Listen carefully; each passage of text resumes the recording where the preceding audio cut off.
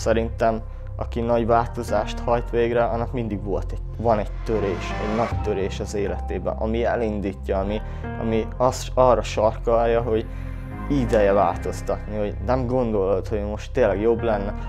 Amikor elkezdtem a saját testsúlyos edzést, az 3 évvel ezelőtt volt, akkor mélyponton volt az életem, tehát elég sok minden közbe jött, és nem ilyenekre gondolok, hogy bevágtam a lábujjam, vagy ilyesmi. Hát akkor nagyon-nagyon önpusztító életet éltem, akkor csak az alkohol, bulik, minden, ebbe láttam úgymond a menekülést, így utólag azt lehet mondani, nem is inkább az, hogy élveztem volna. Akkoriban úgy tűnt, hogy igen, de most így visszagondolva, hát nem tudom elképzelni, hogy voltam valaha ilyen. Minden nap meg volt az, hogy egy sör, egy fél. Hétvégén ugye meg már, amikor összegyűltek a spanok, akkor meg rúgjunk be minden. És akkor egyszer nyár végén, emlékszem, hogy az egész nyarat végig buliztam. Beütött a krak, tükörben néztem, és akkor fú, hogy nézek ki, és akkor ez így már nem mehetett tovább.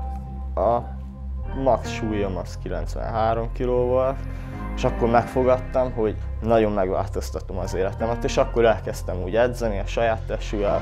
Egyre többször mondtam nemet, hogy hát én most nem iszok, és akkor ugye mondtuk, hogy jó, hát de egyszer belefér, meg most miért ne, hát egyszer élsz, meg a szokásos ilyen hülye szövegek. És akkor ugye tudni kell ilyenkor nemet mondani, hogyha fontos a célod, akkor megcsinálod azt, hogy azt mondod, hogy nem, mert én ezt elhatároztam, én ezt meg fogom csinálni, és ebben nem fognak visszahúzni senki. Próbáld, ne add fel! Ne add fel, csináld! Gyerünk, bírod azt! Lehet segítséget kérni, de ha te nem igazán határoztad el magad, akkor nem fogsz elérni semmit.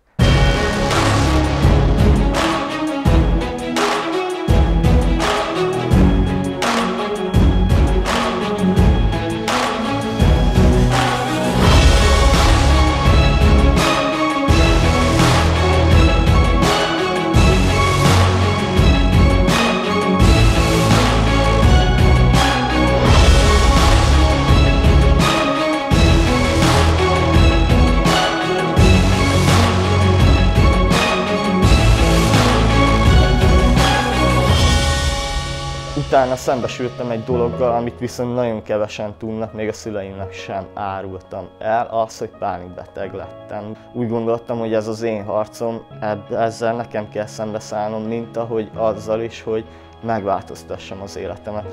Akkoriban azt hittem, hogy a vérnyomásommal van baj, meg a szívemmel, mert hogy a családnál örökletes ez a dolog. De voltam kardiológián, kivizsgálásokon, és kiderült, hogy semmi bajom nincsen. De jött a rosszul létek, meg jöttek, tehát az a haláltól való félelem, lezsibbad a karjaid, de olyan szinten, hogy nem tudsz ellene mit csinálni, és beforgatja az embert. Ez csak igazából azt tudja, aki átélte. És küldtek pszichiátriára, gyógyszereket, nyugtatókat írtak fel, de én megtagadtam, úgy gondoltam, hogy ezzel egyedül szembe fogok tudni szállni, és megcsináltam. Szimpla légzés technikákkal, agykontrollal engem mindig is érdekelt az ilyen relaxációs gyakorlatok, meditálás, ilyesmi. Utána olvasgattam rengeteg dolognak, és mindig arra a következtetésre jutottam, hogy ez az egész csak bennem zajlik, tehát nem valós, ez csak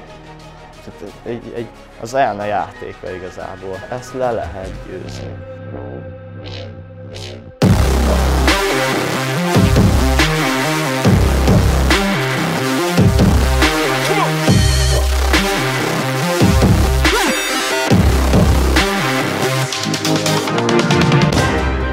Mindenki azt várja, hogy az ölébe hújjanak a dolgok.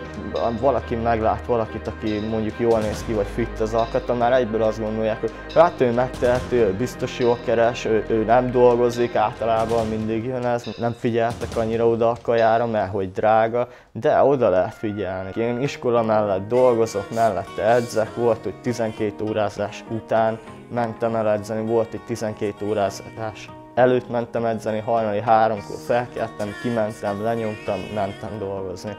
És még utána hazaértem, persze főzni kellett, hogy másnap legyen mit vinni, ugye.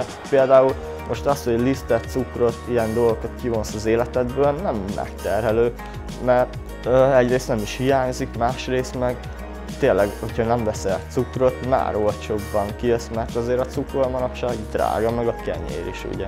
És mondják, hogy jó, hát a hús, a csirke, mert drága, így úgy amúgy. Más helyette ugyanúgy megveszi a tésztát, tehát ugyanott van. Én speciál tegnap is 180 forintért vettem csirkemelt, és az pont egy kajálásra elég volt, ami nekem az ebédet mondjuk kiratta. És más meg ugyanennyiért péksütit vesz, az mennyivel jobb.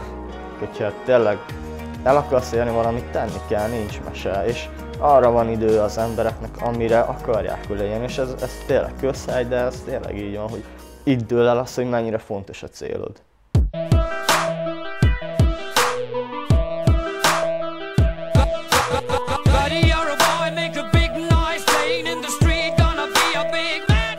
Saját testsúlyos edzés, lényegében amúgy a calisthenics összefoglaló néven, ebbe viszont beletartozik minden, a torna, bármi, ami a saját testsúlyunkat képesek vagyunk használni, tehát bármilyen sport. Ennek egy ága a funkcionális edzés, modern néven, a kondipart. Amerikából jött ki ez a gettó edzés lényegében, hát akik például a sporttal akartak foglalkozni, máshogy nem tudták megoldani. Kimentek ők is ilyen játszóterekre, vagy éppen az utcalámpákon, bárhol ki lehet vitelezni egy húzózkodás, fekvőtámaszozni, bármikor tudsz.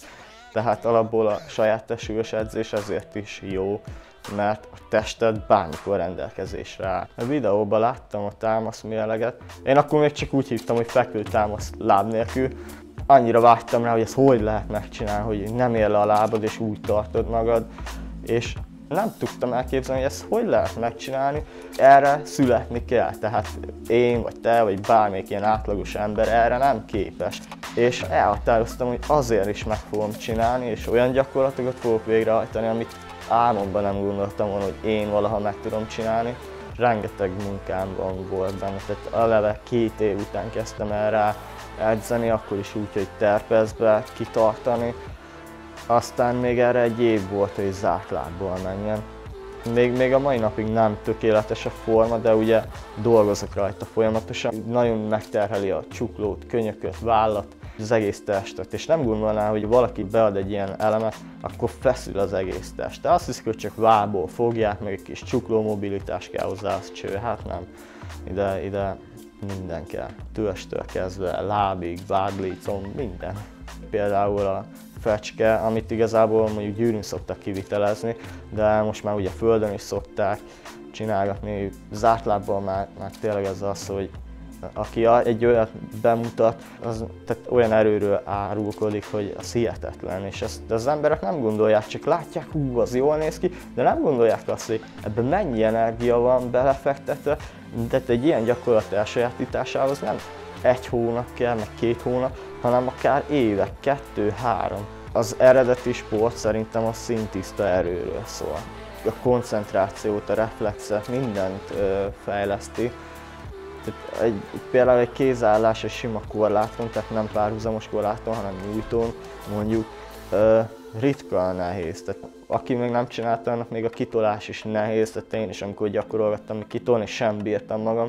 Mostanától az egyensúlyozás, a koncentrálás, akkor kikapcsol. Azért is szeretem az edzést, tehát nekem már nem egy sport, hanem egy éles stílus. Tehát nekem olyan annyira szükségem van erre, mint másnak a levegőre. Slip out the back before they know you were there, and at the worst you'll see nobody cares, 'cause you don't wanna be around when it all goes down. Even heroes know when to be scared. Slip out the back before they know you were there, and at the worst you'll see nobody cares, 'cause you don't wanna be around when it all goes down. Even heroes know when to be scared. Slip out the back before they know you were there. At the worst you'll see nobody cares, 'cause you don't wanna be around when it all goes down. Even heroes know when to be scared.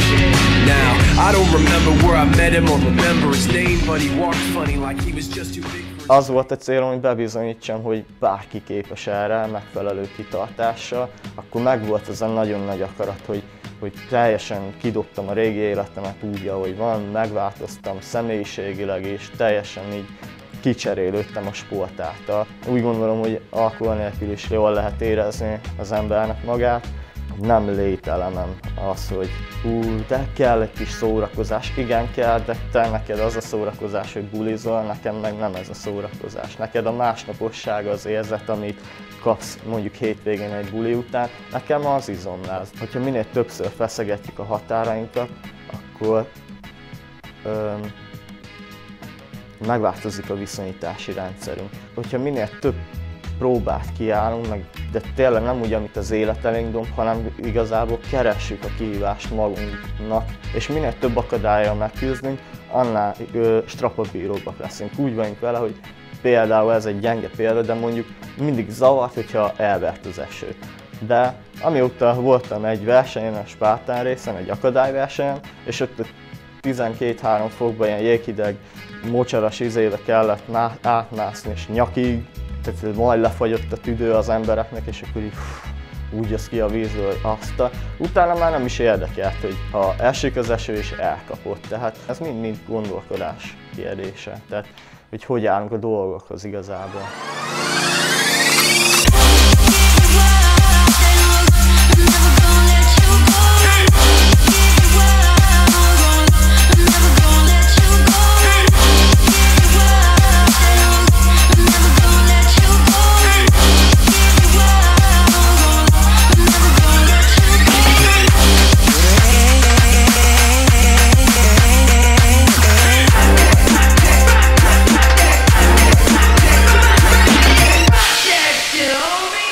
Hogyha van egy álmom, vagy egy álmunk, amit el akarunk élni, ugye, szerintem érdemes leírni, de ez még önmagában nem elég, ugye, ami még kell, hogy adjunk ennek az álomnak egy határidőt, mert hogyha nincs határidő, akkor úgyis mindig csak halogatni fogjuk, hogy majd holnap, vagy majd jövő hónapban, vagy majd fél év múlva elérem. Nem, adjuk meg, hogy 3 hónap múlva leadok 10 kilót, csak hogy kicsibe kezdjük.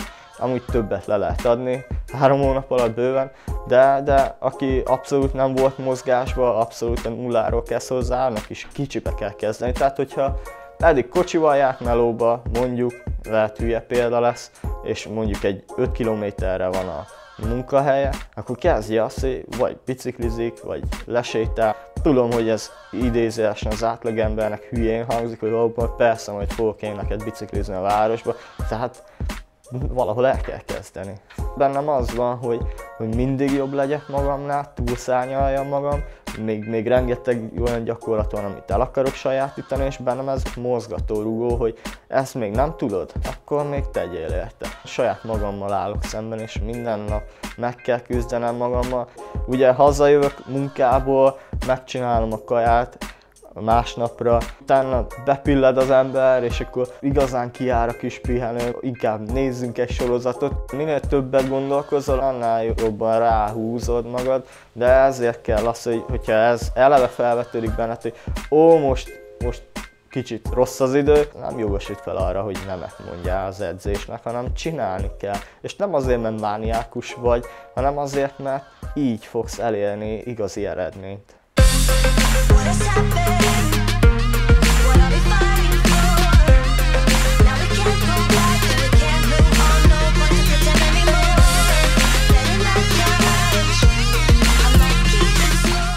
Most 2016-ban jelentkeztem egy ilyen versenyre, de ilyen becsületbeli verseny igazából, hogy 2016-ban lefutottam 1000 kilométert. Én eddig járok 456-nál, még itt van a fél év, még plusz fél éve van lefutni az 1000-et. Tudom, hogy nem annyira egészséges, de én terepen szeretek futni. Nyilván, ha van terepfutócipőd, akkor már ez se olyan gond, mert ott tényleg csak te vagy, a táj, meg a gondolataid arról, hogy milyen ember leszel. Ez fontos, hogyha valamit el akarsz élni, lásd magadat, hogy milyen leszel. Tehát képzeld bele magad, hogy én izmos vagyok, és lásd magad előtt a képet, hogy nézel ki. Még hogyha a jelenben nem is, de fontos, hogy lásd, mindig tartsd a szem előtt, hogy megcsinálom, mert muszáj.